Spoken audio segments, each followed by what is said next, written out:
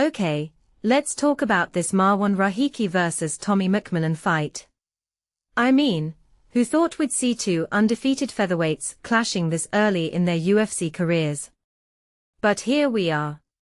And Rahiki isn't just hyping this up, he's calling for a first-round KO. Bold? Absolutely. But let's break down why this fight is way more fascinating than people realize. First off, the UFC's decision to book this now feels like a gamble. Both guys are 2-0 in the octagon, but they're still climbing the ladder. Why not wait until they've faced more seasoned opponents? Rahiki's argument is simple, he wants the hardest test immediately. And honestly, that mindset, it's rare.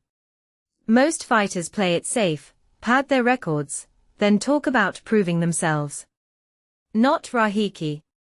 He's like, let's burn the playbook and see who's elite right now. Now, McMillen's coming off this record-setting significant strikes performance, right? But Rahiki's response? I don't care about that. Wait, what? He's basically saying that volume doesn't matter if you can't finish. That's such a killer mentality. It's like he's dismissing McMillen's biggest bragging point in one sentence. And here's the kicker, Rahiki's finished every single opponent in his career. 5 first-round KOs. So when he says he'll end it quick, he's not just trash-talking, he's got the track record to back it up. But let's zoom out for a second. What's the UFC really doing here? They are fast-tracking hype. They did the same with Evloev vs Murphy, and now they're doubling down. It's risky, sure, but it's also genius. Fight fans crave excitement, not slow-burn prospects. By pitting these two against each other, they're creating instant stakes. One guy becomes a rising star, the other gets labeled a stepping stone. That's brutal, but that's the game. And can we talk about Rahiki's confidence? He's calling himself a superstar, and comparing himself to McMillen's villain persona. That's not just confidence, that's calculated branding.